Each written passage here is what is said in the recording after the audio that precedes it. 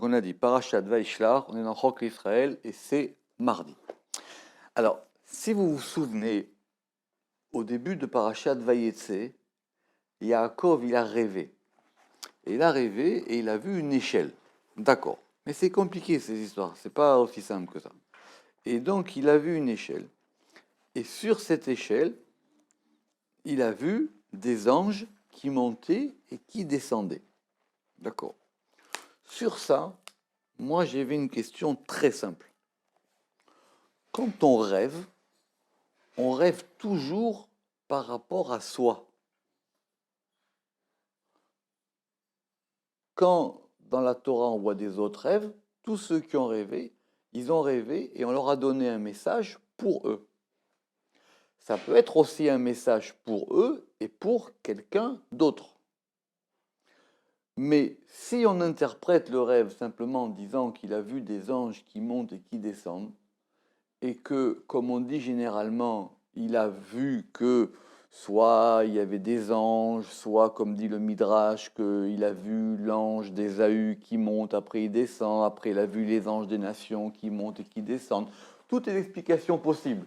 On a dit aussi que comme il quitte Israël, alors il voit les anges d'Israël qui montent et les autres qui arrivent. Pourquoi? Parce que dans le verset, il y a marqué qu'il a vu des anges qui montent et qui descendent. Normalement, ils descendent et ils montent. Pourquoi il a vu des anges qui montent et qui descendent? Donc, ils étaient déjà en bas. Bon, tout ça, c'est connu. Mais ça ne nous délivre pas une information sur lui. Ça, c'est un rêve général. On rêve pas, même si on dit que le rêve est une prophétie, même dans la prophétie, il y a toujours un élément personnel. Yaakov, dans cette affaire-là, il n'apparaît pas.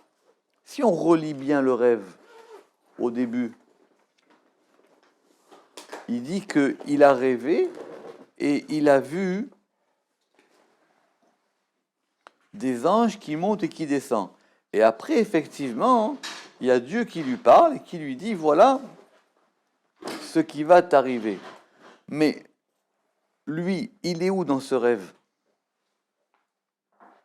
Il est où dans ce rêve, lui? Un rêve, c'est pas comme je vais retirer une lettre à la poste. Et même si je retire une lettre à la poste, cette lettre, elle m'est adressée, il y a quelque chose de personnel dans la lettre. On verra plus tard dans les rêves de Joseph. Quand Joseph il rêve par rapport à lui. Il voit les épis de blé et il voit que c'est par rapport à lui. Quand il voit le soleil et la lune, vous rappelez les étoiles qui se prosternent devant lui, c'est par rapport à lui. Quand il y a le rêve du maître et chanson, c'est par rapport à lui. Le rêve du panetier là-bas, c'est aussi par rapport à lui. Où est-ce qu'il est Yaakov dans ce rêve? C'est simplement qu'il voit une échelle qui monte. Alors, qu'il voit une échelle, c'est pas un rêve, ça. Ou alors, il faut trouver, et on n'a pas trouvé dans le rêve ce qui parle de lui. Alors, d'accord. Donc, à ce moment-là, l'échelle, elle est liée à Yaakov. Et Yaakov, c'est une échelle. Ça, déjà, c'est mieux. Mais c'est pas qu'on lui explique qu'il y a des anges. Même Abraham, il savait déjà qu'il y avait des anges. Il n'a pas besoin de rêver pour savoir qu'il y a des anges. Très bien, mais il faut que lui, il soit dans l'influx. Il faut qu'il soit à l'intérieur. Quand on rêve, c'est par rapport à soi. Quand le maître panetier, il va rêver, de quoi il rêve? De pain, parce que c'est son métier, le pain. Quand l'autre, il fait le sommelier, il rêve de vin, parce que c'est son métier, le vin. Il voit que c'est par rapport à lui. Simplement, lui, il n'arrive pas à savoir comment il est dans le rêve. Ouais. C'est pour ça qu'il a... Mais il sait que ça le concerne à lui. C'est pour ça qu'il va voir Yosef. Alors Yosef, il dit, toi, dans 3 jours, tu sors, et toi, dans 3 jours, c'est fini pour toi. Mais il y a toujours quelque chose qui est par rapport à lui. C'est vrai que la deuxième partie du rêve, il y a Dieu qui lui dit, voilà, etc., cette terre, je vais te la donner, etc. Mais c'est plutôt un message général. Ça, c'est au début de Vayetse. Mais à la fin de Vayetse, une fois qu'il a passé 21 ans chez Lavan, et qu'il va pour revenir en Israël, qu'est-ce qui se passe? Là-bas, il rêve plus, et il voit des anges. Ce qui est marqué là-bas. Yaakov Et là-bas, et donc juste à la fin de Vayetse, Ve'Yaakov alach ledarko, et il alla sur son chemin, Vayivgeu bo malaché Elohim, et l'ont rencontré des anges de Elohim, Vayomer Yaakov kasher ra'am, et Yaakov a dit quand il les a vus, Mahane Elohim ze, ceci est le camp de Elohim, Vaikra shema makom ha'u Mahanaim, et il a appelé le nom de cet endroit Mahanaim. Donc au début de la paracha, il rêve d'anges, et à la fin de la paracha, il les voit.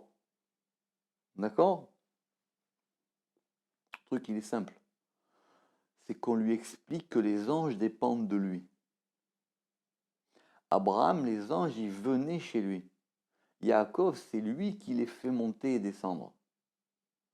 C'est lui qui fait ça. On lui explique déjà, que lui... Il parce que le guet de... C'est après ça. Parce qu'il envoie les anges devant. C'est ce qu'on va arriver, doucement. Parce qu'il y a marqué Olim ve yordim bo. Les anges, ils montent et ils descendent bo. Bo, c'est par lui. Mais par lui, en général, on dit que c'est par l'échelle. Mais c'est pas par l'échelle, c'est par lui lui-même. C'est lui qui fait monter et descendre des anges. Simplement là, comme il est tout seul, alors ça, il le voit en rêve. Mais maintenant qu'il a passé 21 ans chez Lavan, qu'il a une famille, des enfants, qu'il a fait le peuple d'Israël, qu'il a fait des tribus, maintenant, ces anges, il les voit. Il les voit et c'est lui maintenant qui sont là. Il les voit, c'est par lui qu'il monte et qu'il descend. D'où le parachat de Vaishlach. Maintenant, il est capable, ces anges, de les envoyer. Ils deviennent à son service. Ils sont à son service. C'est lui-même qui décide de ce qu'il fait de ces anges-là. C'est ça toute l'histoire. C'est quand entre le début de la paracha, comme il n'est pas assez parfait pour pouvoir déclencher ça, on lui montre qu'il peut le faire. Donc ça le concerne à lui.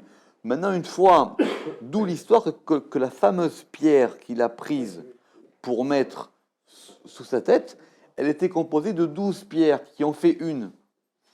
Parce que cette pierre-là, c'était quelque part les tribus qu'il n'avait pas encore. Maintenant, comme dit le Zohar, maintenant qu'il a des tribus et que ces tribus, elles sont avec lui, maintenant, lui, il a cette possibilité-là de pouvoir déclencher des anges. Alors, si c'est comme ça, du coup, on va avoir maintenant des vraies questions.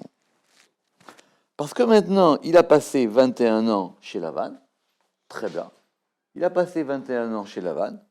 Maintenant, c'est devenu le grand patriarche. Et maintenant, les anges lui obéissent.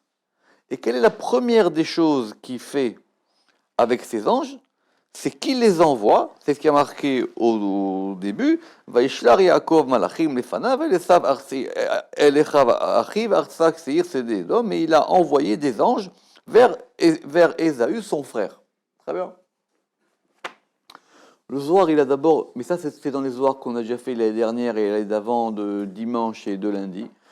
Le Zohar, il a des questions très simples là-dessus. Il dit, mais pourquoi il va s'embêter maintenant? Israël, c'est grand. Pourquoi tu as besoin, maintenant tu repars en Israël, d'aller voir ton frère? C'est grand. Prends une autre route. Pourquoi est-ce qu'il va exprès maintenant se chauffer avec son frère, quoi? Ils sont en dispute depuis très longtemps. L'autre, il a voulu, vous connaissez le Midrash, qu'il avait envoyé son fils Eliphaz pour le tuer, pour l'envoyer. Et Eliphaz, et Yaakov, il a dit à Eliphaz, il lui a dit, Ani chashuv kemet. Un pauvre, il est considéré comme un mort.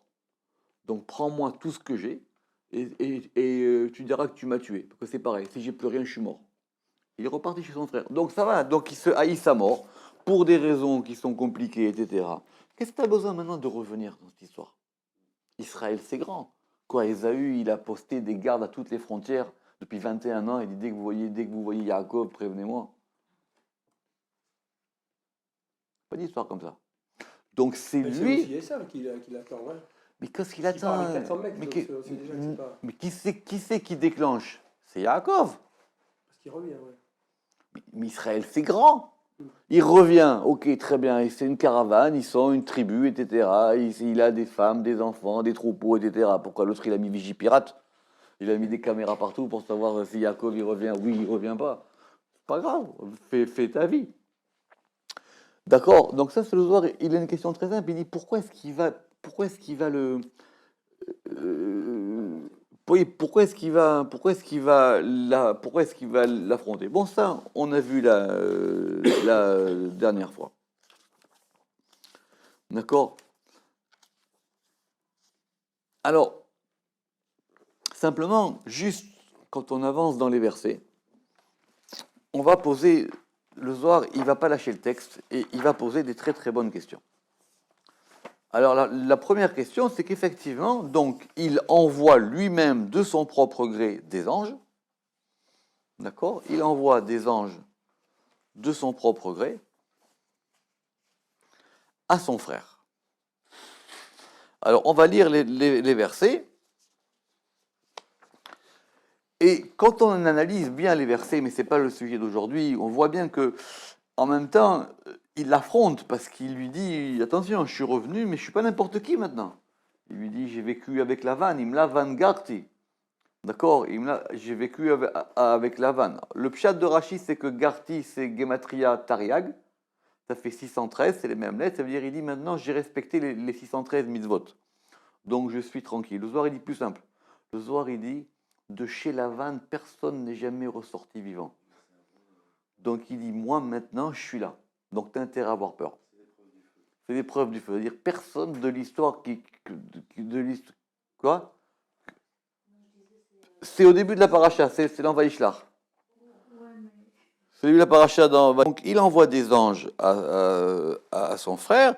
Il leur dit voilà ce que vous direz à mon maître Esav. Ainsi a parlé ton serviteur Yaakov. J'ai vécu avec Lavan et j'ai tardé jusqu'à maintenant. Et voilà maintenant je suis là, etc. Bon, très bien. Donc imaginez, donc il a fallu 21 ans pour passer du rêve des anges au fait que maintenant il les voit. Et non seulement il les voit, ils sont à son service. Donc maintenant, même tout Esav qu'il est, il voit une délégation de 400 anges qui frappent à la porte chez lui. Ça peut impressionner quand même, non? Même que un, non? D'accord? 400 anges qui arrivent, d'accord? Alors, on va prendre le verset 7, le verset qui nous intéresse aujourd'hui. Vayashuvu à Malachim El Yaakov, et ils sont revenus, les anges, vers Jacob, c'est le verset 7, Zain, les morts en disant, Banu el achicha el Esav, nous avons été vers ton frère, vers Esav, Vegam molech likratcha, et lui, et aussi, il vient à ta rencontre, Ve'arba meot ish imo, et 400 hommes avec lui. D'accord?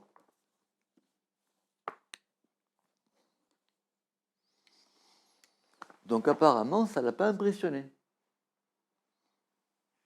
Il envoie 400 anges chez Esav, son frère, et les anges, ils reviennent, et tu sais quoi? Eux aussi, ils arrivent. Bon, alors maintenant, il y a 400 anges face à 400 hommes. Il y a un petit peu des disproportions de force. Mais ça ne le décontenance pas. Et le verset 8, Vaïra Yaakov Meod, il a eu très peur. Yaakov a eu très peur. Vayetzer lo, et il a été terrifié. On va traduire par terrifié, comme ça, on va dire. D'accord? Alors, Rachid dit là-bas, hein, de quoi il a eu peur. Rachid veut renverser l'histoire. Il a eu peur de tuer son frère. Il n'a pas eu peur que son frère le tue. Il a eu peur, lui, de tuer son frère. Il s'est dit, ça va mal se passer cette histoire, et je vais le tuer. Vayera shema yareg. Vayetzer im yarog ou et acherim. Et il a dit, et alors parce qu'il y a deux termes, il y a vayar et vayatsar. Et vayetzer. Vayar, vayira, il a eu peur.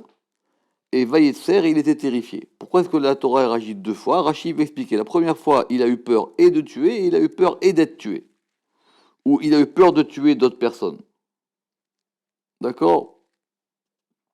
Très bien.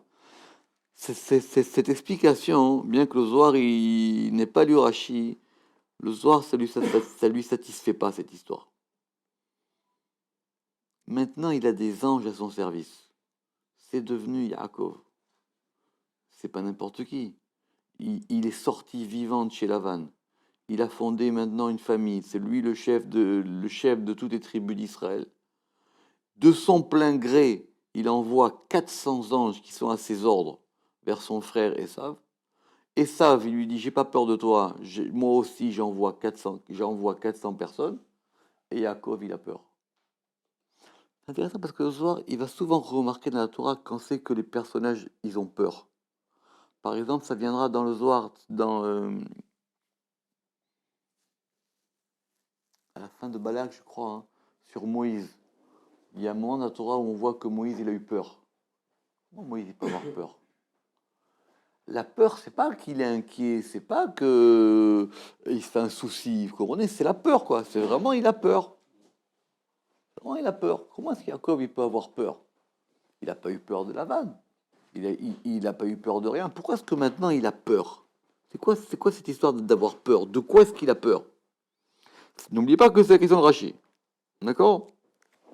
Alors, on va commencer ce Zohar tranquillement. On va voir ça. Alors, on relit le verset. Vayashuvu malachim el Yaakov, les morts, ils sont revenus, et les anges revinrent vers Jacob en disant, Banu el achicha, nous avons été vers ton frère, vers Esav, vegam oler likratecha, et lui aussi, il est venu vers toi, vers Arba meot ishimo, et 400 hommes avec lui. D'accord. Première question sur le verset, c'est que il y a une répétition qui d'ailleurs était déjà dans les versets auparavant. C'est que quand il y a marqué qu'il a envoyé des anges, Vaishlar Yaakov Malachim Lefanav, devant lui, il y a marqué El Esav Achiv, vers Esav son frère. Esav, c'est son frère. Donc soit tu me dis vers Esav, soit tu me dis vers son frère. Ça veut dire quoi? Vers Esav, son frère. On sait très bien qu'Esav, c'est son frère. Il n'a pas d'autre frère, il y a en plus. Pourquoi cette répétition? D'accord? Alors, Rashi, déjà sur place, il a une question, il a une réponse par rapport au Midrash. Il dit que c'est son frère, mais il est devenu un autre, quoi. C'est à la fois son frère, c'est son frère, c'est vrai qu'ils sont frères en plus de père et de mère, mais c'est un autre, c'est Esav. C'est ça, c'est qu'ils ont un rapport à la fois de fraternité et à la fois un rapport de deux étrangers. Ils n'ont plus rien à se dire, quoi. C'est deux choses complètement différentes. Même Rivka le savait. Il dit qu'il se fichait dessus. Oui, mais elle le savait. Mais là-bas, on lui a dit. Toute histoire de Rivka au début de la paracha, hein, c'est que quand elle voit elle voit que dans son ventre ça grouille. Il faut comprendre là-bas cette histoire. Elle voit que dans son ventre ça grouille. Et elle a été demandée, elle a été posée la question. Et on lui a dit, tu n'as pas deux enfants, tu as deux peuples. Donc, bon, déjà, premièrement, elle ne savait pas que c'était qu'il y avait deux enfants. Il n'y avait pas d'échographie. Elle ne sait pas que c'est deux enfants.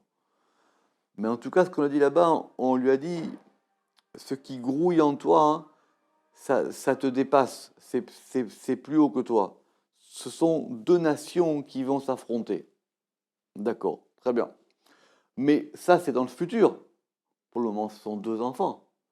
D'accord? On a dit, écoute, sache que c'est une histoire qui va se jouer à très long terme, cette histoire. C'est pas une petite grossesse. C'est une grossesse qui va jouer dans toute l'histoire de l'humanité.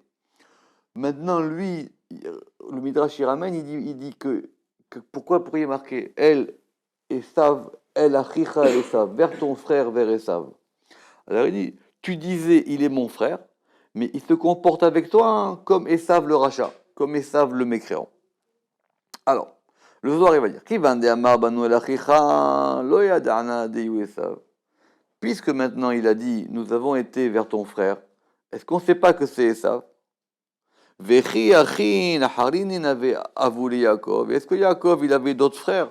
D'accord, elle est simple cette question. Pourquoi est-ce qu'on répète ça?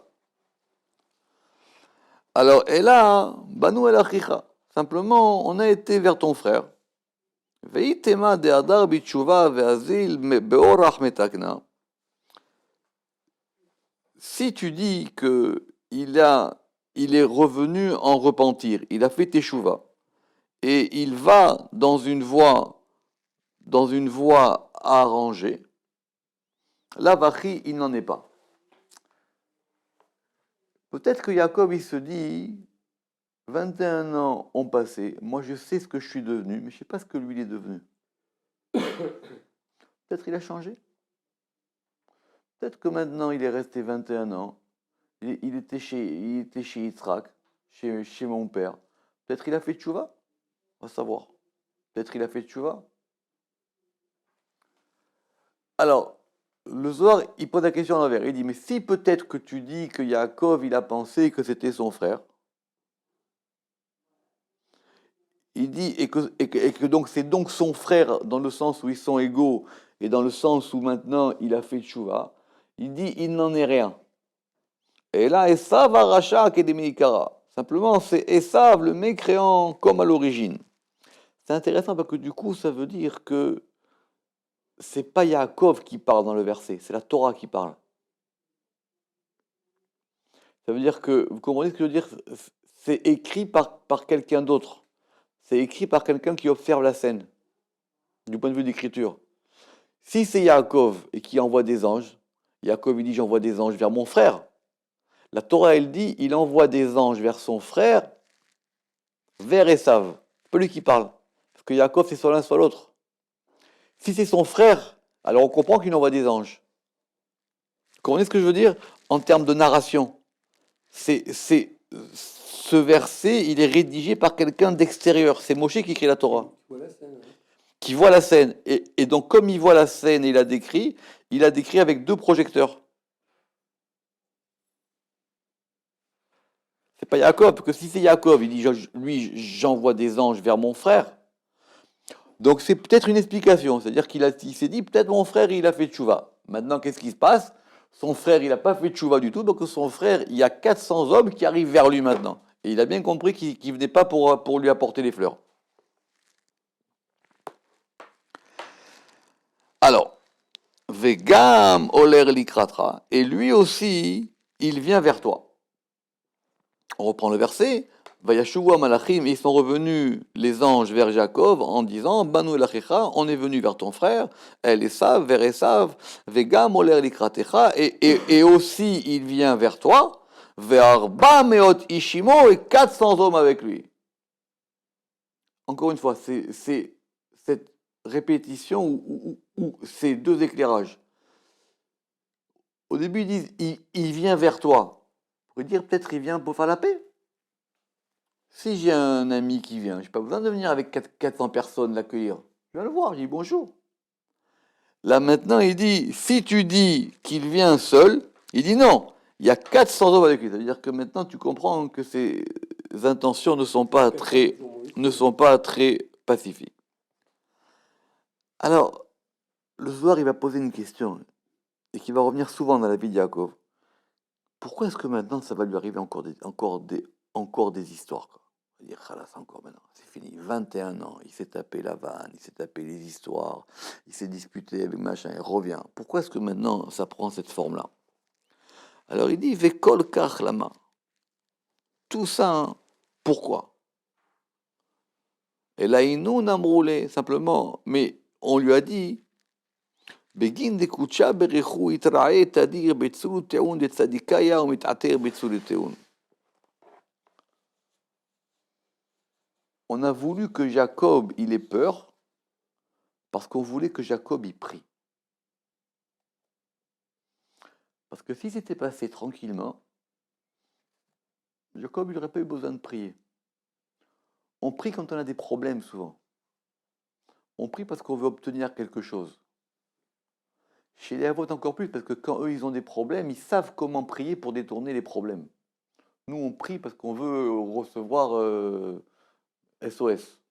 Mais eux, ils savent quoi faire. Donc il dit parce que Dieu, il veut la prière des justes. Et ou mitater betzuleteun, et ils se couronnent avec leurs prières. Le Rama qui va dire très fort, il va dire les anges, ils savaient que ça allait bien se passer. Maintenant, comment les anges, maintenant, ils peuvent... C'est les anges qui viennent maintenant. Pourquoi les anges, ils viennent lui dire ça? Je lui dis, écoute, c'est pas grave, nous, les 400, on va les manger tout de suite, nous. On est 400 anges contre 400 personnes. On les mange en 30 secondes, ces gens-là. Ça a besoin de ça. Pourquoi les anges, ils viennent lui dire, attention, ils arrivent et ils sont 400? Le Rama qui dit ils lui ont fait peur. Ils lui ont fait peur pour qu'il prie. Alors, maintenant, pourquoi est-ce qu'on veut que Yaakov y prie? On veut qu'il prie pour lui? Mais non, puisqu'on sait que ça va bien se passer. Les anges, ils savaient que cette histoire allait bien se passer. Le Zohar, maintenant, il va rentrer dans un truc très, très complexe. C'est que quand on dit que Dieu, il a besoin de la tfila des tzadikim, c'est pas pour eux. Parce que eux, en général, ça se passe bien pour eux. Ou en tout cas, ce qui leur arrive, c'est ils savent le gérer. On veut qu'il prie parce que sa prière, elle produit d'autres effets dans le monde. Sa prière, elle produit d'autres effets que ses petits problèmes à lui. Il est fort ce Ramak. Les anges savaient que Koucha Berichou, ils allaient sauver Jacob, mais ils lui ont fait peur pour qu'il prie. Non pour cette épreuve, mais pour des besoins plus élevés. Alors, si c'est comme ça, dit le Zohar, il faut qu'on réfléchisse à c'est quoi la prière. Kede Amrinan Koko, comme on a dit. De quoi ça parle là-bas? C'est un Zohar très très complexe qu'on a fait qui s'appelle le Mahamar Echalot, qui est tout un passage du Zohar qui parle des palais. Les palais, c'est pas les sphirotes, c'est une manière particulière de voir les mondes d'en haut. Et les palais, ils indiquent la communication qu'il y a entre les mondes d'en haut et les mondes d'en bas, et les mondes d'en bas et les mondes d'en haut. D'accord? Simplement, on voit ça en termes de palais. On voit ça en termes de connexion entre le haut et le bas. Alors, et c'est très détaillé là-bas, mais on a dit là-bas, d'Israël. Parce qu'une prière, elle ne monte pas comme ça. Une prière, elle va faire tout un parcours, comme un paquet à la poste. Elle va faire tout un parcours pour arriver jusqu'en haut. Alors, il y a un ange qui est préposé. Quand on dit qu'il est préposé, ça veut dire que c'est le chef de service. Mais il peut avoir 2000 employés. D'accord?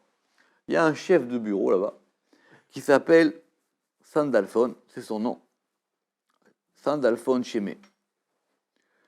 Et lui, qu'est-ce qu'il fait? Il est préposé aux prières d'Israël. Natil kolinun selutin. Et il prend toutes ces prières. Ve'avid minai uatara. Et il en fait une couronne. Les chaya olamim, pour le vivant des mondes. Ve'ukmoin, et on l'a établi. Ça veut dire que, si vous voulez, une prière, elle est ce qu'elle est. C'est comme à la poste finalement. Vous allez à la poste, maintenant votre colis, il n'est pas encore bien. Il n'est pas franchi, ou il manque un scotch, ou il n'est pas bien ficelé, ou il n'est pas organisé. Donc il faut que cette prière, on l'arrange pour qu'elle puisse partir, pour qu'elle puisse voyager. Donc lui, il est préposé à ça. Il prend les prières et il va un peu leur mettre un coup de brush pour qu'elles puissent passer. Maintenant, ces prières-là, apparemment, de ce que dit le Ramak ici, lui, il est préposé aux prières des tzadikim et il les fait monter jusqu'en haut. Parce qu'il y a des prières qui ne passent pas. Il y a des prières qui restent bloquées en poste restante, il y a des prières où ils n'ont pas payé les frais de port, il y a des prières où personne n'est venu chercher le recommandé, des tas de prières. Il y a des prières qui restent bloquées à la poste, le facteur il s'est trompé. Vekol sheken seluteun de tzadikaya. Et à plus forte raison, les prières des tzadikim. Dekucha berechu itrae beu. Parce que le Saint béni soit-il, il les veut. Veitavdan atara le atara beinun selutin ekucha berechu. Et elle forme une couronne pour couronner par ses prières kucha berechu. Autrement dit, Il y a des prières normales, on va dire, simplement, des prières normales, et à ce malach, il prend ses prières et il les fait monter à un certain degré. Maintenant, les prières des tzadikim, elles montent plus haut. Et donc, lui, il est capable de les faire monter encore plus haut. Elles vont plus haut. Donc, ça veut dire quoi? Donc, ça veut dire elles montent plus haut, donc elles vont atteindre un degré encore plus haut, et donc elles vont avoir effectivement une répercussion plus grande. N'oubliez pas notre sujet, il ne faut pas partir trop loin dans le Zohar. Notre sujet, c'est que de savoir pourquoi est-ce qu'on a eu besoin de faire peur à Yaakov pour qu'il prie. Qu'est-ce qu'on veut gagner de la prière de Yaakov? Qu'est-ce qu'on veut gagner de cette prière-là? Si c'est par rapport à Esav, c'est pas un problème, ça va se régler ça. Simplement, on veut que maintenant Yaakov y prie. On a besoin de sa prière. Le Zohar, il dit Veitema, mais Sharian Kadishin, avoua animé, à Maïdachil. Et maintenant, il dit mais si tu demandes, il avait avec lui des mahanot, des camps de malachim. Pourquoi est-ce qu'il a peur? Iteman, mais Sharian Kadishin, avoua animé, des camps saints venaient avec lui. À Maïdachil, pourquoi il a eu peur? Pourquoi la Torah nous dit que Yaakov, il a eu peur? Encore une fois, lui, il a 400 anges. Il envoie 400 anges à Esav. Et les malachim, ils reviennent, il dit attention, il y a 400 types qui viennent. Il dit mais il ne devrait pas avoir peur. Il dit tu sais quoi, même 800 qu'ils arrivent, allez, je les attends. Mais tu sais quoi, je vais y aller, moi les chercher. Je vais aller les chercher. Et là, simplement, ça dit Kaya, lo samchin al zechuteu. Simplement, les tzadikim, ils ne s'appuient pas sur leur mérite. Et là, mais sur leur prière et leur demande devant leur maître. Première explication du Zohar, c'est que même s'il sait qu'il a du bonus, il ne veut pas utiliser ce bonus. Première explication. Comme quelqu'un, il a des points de fidélité, il ne veut pas les perdre. Que vous voulez utiliser vos miles sur ce vol, il dit non, je préfère les garder. Alors donc ce vol, vous allez le payer à au prix, c'est pas grave. Ces miles, je les garde pour un autre endroit. Donc il n'a pas voulu utiliser son bonus, il s'est dit, je veux encore gagner d'autres miles. Donc ça veut dire, il ne s'appuie pas sur leur mérite. Il sait très bien qu'il peut y arriver par son mérite, mais il s'est dit, il faut tout recommencer. Vetachazé, et viens voir. N'oubliez pas que quand le Zohar il dit Vetachazé, c'est-à-dire qu'il veut vous montrer. Hein. Il dit viens voir. D'Amar Rabbi Shimon, que Rabbi Shimon Barucha, il a dit Seluta de Sagin, Sali Kame Kucha Berechu, ou Mitater Beaout Seluta. La prière collective, la prière du nombre, elle s'élève devant le Saint béni soit-il, et il se couronne avec cette prière. Donc on va reprendre maintenant. On dit il y a deux types de tfilotes. Il y a la première tfila, c'est une tfila en minyan, on va dire. En tout cas, une prière collective. La prière collective, le Zohar, maintenant, c'est ici le truc, il va nous expliquer la différence entre tfilat yachid et tfilat rabim.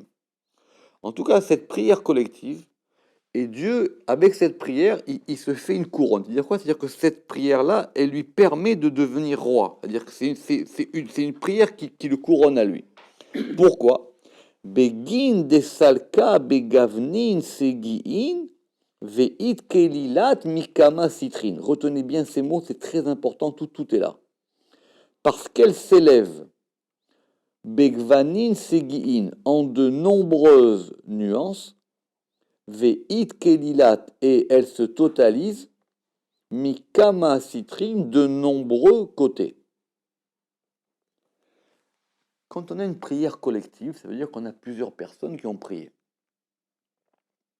Maintenant, chacun, il va avoir une demande. Un, il a des problèmes de santé. L'autre, il veut étudier plus. L'autre, il veut avoir moins d'Yetzerara. Le troisième, il veut gagner son procès. Le quatrième, il veut que ses enfants ils aillent bien. Chacun, il a des demandes particulières. Maintenant, quand tout le monde prie ensemble, toutes ces demandes, elles s'unifient.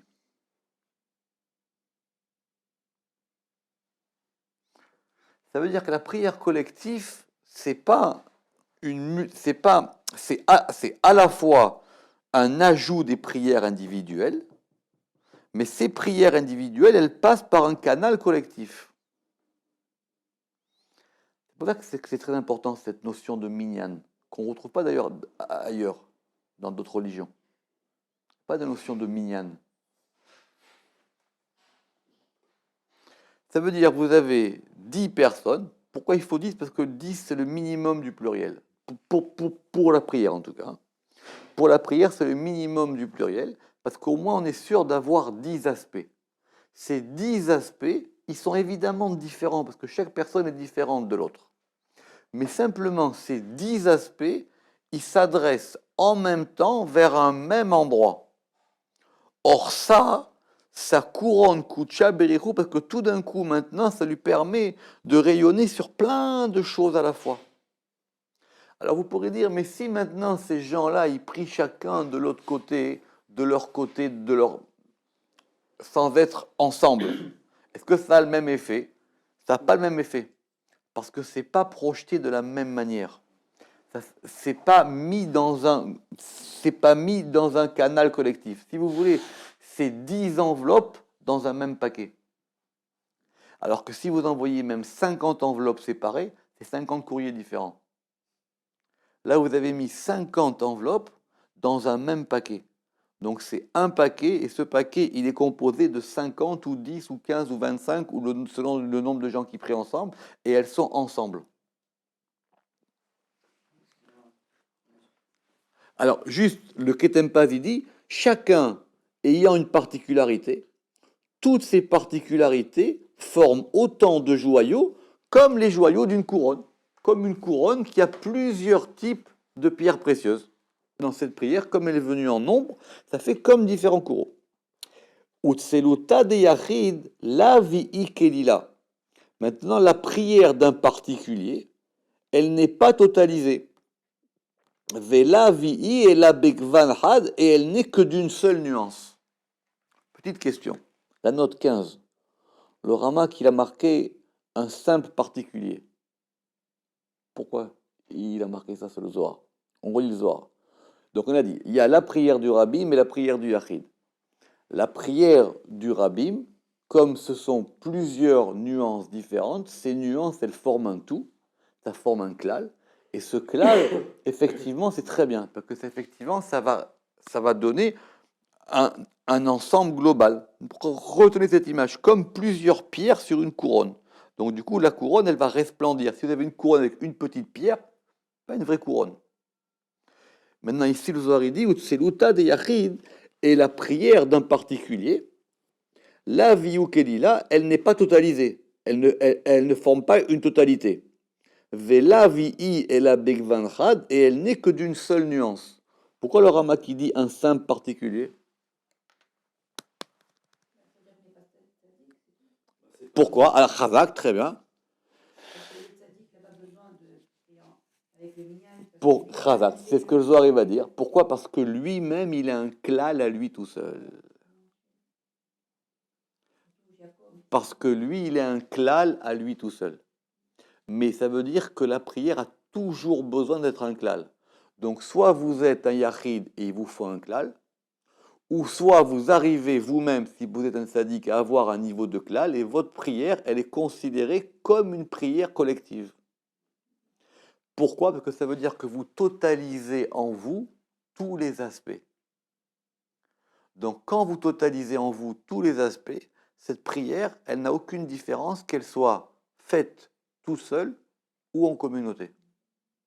Qu'est-ce que vous définissez comme tzaddik? C'est des gens qui doivent vous définir ou c'est... Non, c'est dans la tfila elle-même. Après, ça c'est de la sociologie, ça. Mais ça c'est de la sociologie.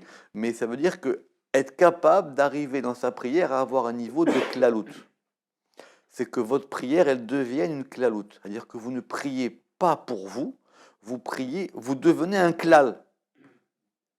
C'est pour ça que quand on demande à Yaakov de prier, Yaakov, il sait très bien que quand il prie, il ne va pas prier pour être sauvé de Esav.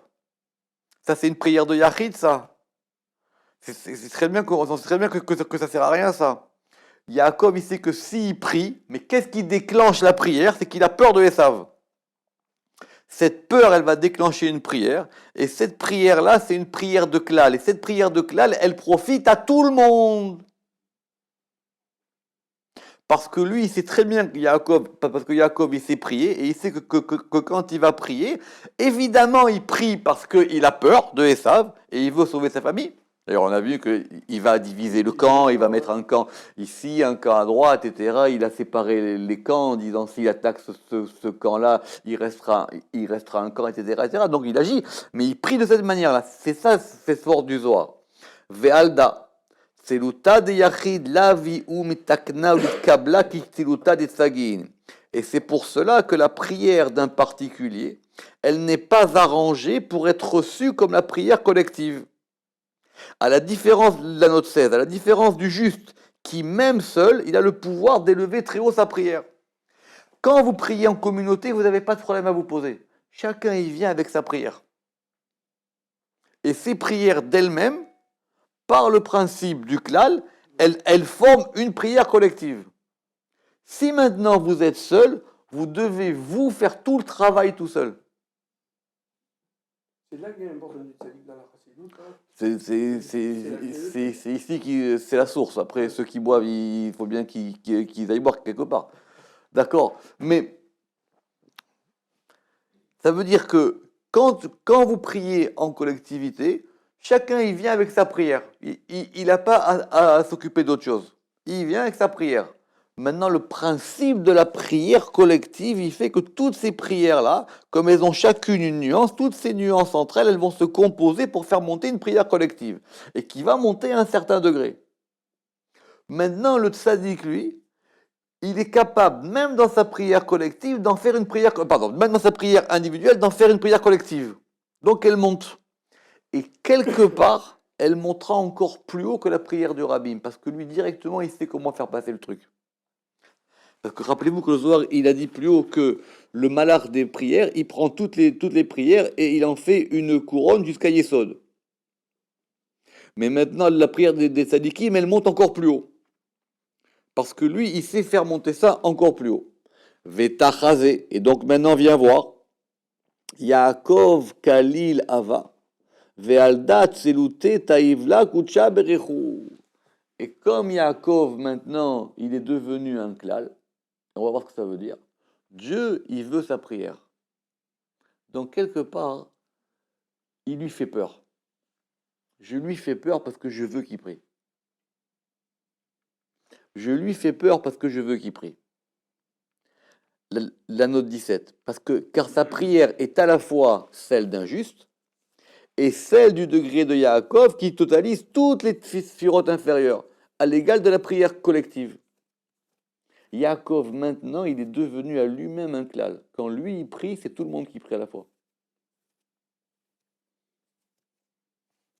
Maktiv, Vayera Yaakov meod, vayitserlo. Et Yaakov, il a eu très peur et il a été terrifié. C'est ça qu'on a voulu déclencher. Donc les malachim, Kaviachol, ils ont pas menti, mais ils ont appuyé pour déclencher sa prière. Et c'est cette peur qui déclencha sa prière, il dit le Ketem Paz. Ils ont fait quelque part, c'est-à-dire en fin de compte, leur mission, c'était de faire peur à Yaakov. Dire, écoute, tu sais quoi, nous on est 400, mais il y a 400 qui arrivent et c'est très grave. Alors Yaakov, il a eu peur. Alors vous allez dire, est-ce qu'il savait pas? Il savait, mais il s'est dit à ce moment-là, je comprends que je le compris. Rabbi Yehuda Patar Ve'amar. Alors du coup, maintenant, on va comprendre la chose de façon plus grande. Rabbi Yehuda, il a ouvert et il a dit, Ashrei ha'am mefachet tamid u'makshe libo yipol bera. Heureux l'homme qui a toujours peur. Pas qu'il est terrifié, c'est que toujours il fait attention. Ou makshe libo est celui qui endurcit son cœur. Il se dit non, il ne peut rien m'arriver. Yipol bera, lui, il tombera dans le malheur. Le fait d'être toujours sur ses gardes, le fait d'avoir toujours quelque part un peu peur, de ne pas avoir d'acquis, ça vous permet toujours d'avoir une certaine fraîcheur, quoi, quelque part. C'est-à-dire, quelque part, vous vous remettez toujours en question. Celui qui dit non, mais il m'arrivera rien, tout ça, ça marche pas. Alors le Zohar, il va maintenant donner le principe général. Heureux sont Israël parce que Kucha Berechu, il les veut. Et Dieu, il leur a donné une Torah de vérité. Begin limiskebe le alma afin qu'il mérite par elle les vies des mondes. Pourquoi le Zohar il nous dit ça? Parce que le degré qui est lié à Yaakov, c'est le degré de Emet. Et le degré qui est lié à Emet, c'est le degré de Torah. Donc maintenant, en s'attachant à la Torah, on a aussi quelque part de ce degré de Yaakov. Yaakov, n'oubliez pas qu'il était seul. Ce degré, il a fondé. Mais maintenant, il a fondé cette chose-là. Moshe, c'est comme Yaakov, il dira le Zohar. Des kolman des shtadel beoraita. Parce que tout celui qui approfondit la Torah, Kutsha berichu mashich ale chayin nilaïn, le Saint béni soit-il, il tire à lui les vies supérieures. Ve'ailun lechayi alma deate, et le fait entrer dans les vies du monde qui vient. Dirtiv ki ichayecha veorech yamecha, car elle est ta vie et la longueur de tes jours. Urtiv ou badavarazé tarichon yamim, et par cette parole les jours s'allongeront. On va prendre un peu de temps. Qu'est-ce qu'il veut nous dire ici le Zohar? Pourquoi est-ce qu'on nous ramène ça? C'est pas un truc général. Que le fait d'être mishtadel dans la Torah, le fait d'être capable d'étudier la Torah, d'approfondir l'étude de la Torah dans les secrets de la Torah, ça a ce même degré.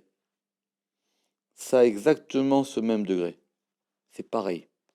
C'est-à-dire quand on étudie la Torah à des niveaux profonds, on peut atteindre ce même degré que la prière collective. Il y a même des textes qui disent que Rabbi Shimon, il n'était pas tour de la tfila. Sauf chez Israël, évidemment, mais il n'était pas tour de la tfila. Parce que son étude à lui, elle montait comme la prière. Parce que ce degré de Torah, c'est un degré qui totalise tout. C'est un degré dans lequel tout est totalisé. Donc finalement, j'ai pas besoin d'aller voir plus loin, quoi. Si je rentre dans la Torah, j'atteins une totalité. J'ai pas besoin d'aller lire le journal avec. Dans la Torah, il y a tout. Comment je veux dire, c'est un degré qui contient tout. Juste pour la grammaire, le Zohar ici, il va nous ramener deux versets. Il y a marqué ki ichayecha ve'orech yamecha. Alors le Zohar, il a dit que Dieu, tout celui qui mishtadel beoraita, tout celui qui approfondit la Torah, Dieu, il tire ou il attire sur lui les vies supérieures. Et il le fait entrer dans le monde qui vient. Ça veut dire qu'il va avoir un degré de vie supplémentaire. Simplement, c'est-à-dire qu'il va ressentir la vie de façon plus intense. Il va la ressentir de façon plus longue. Ça ne veut pas dire forcément qu'il vivra plus longtemps, parce que ça, on ne peut pas savoir. Mais sa vie, elle sera plus intense. Elle aura une plus grande intensité dans la longueur. Alors, il dit, c'est quoi le verset qui nous dit ça? Il dit, parce que ki ichayecha, car elle est ta vie, ve'orech yamecha, et la longueur de tes jours. Simplement, le verset, il ne dit pas ça. Pour ceux qui connaissent la Torah, le verset, il dit qui ou orech yamecha, car il est. Comment on passe de ou à i? Déjà, c'est pas très compliqué parce que la différence qu'il y a entre ou et i, on peut dire c'est le vav, et que ce vav il devient un yud. Que ou c'est he vav, ou c'est he vav aleph, et hi c'est he yud aleph. D'accord, c'est écrit comme ça. Alors il dit parce que on veut appliquer ce degré, c'est pas lui, c'est elle. C'est un degré féminin, quoi. C'est un degré féminin qui nous permet que quand on rentre dans ce degré, qui ira. Pourquoi? Parce que si vous regardez dans le verset il dit où? Qui ou chayecha. Donc on a remplacé le masculin par un féminin. Mais alors, on a marqué ou badavarazé, et par cette pote et par cette parole, tarichun yamim, les jours s'allongeront. C'est-à-dire quoi qu'ils s'allongent? Ça veut dire qu'ils prennent une dimension plus grande, ils s'intensifient. De la même manière que celui qui prie pour lui tout seul, eh bien, ça a un certain impact. Alors que quelqu'un qui va prier pour tout le monde, ça a un plus grand impact. C'est comme si vous jouez une note, il y a une note courte et une note longue. Vous allez jouer la même note.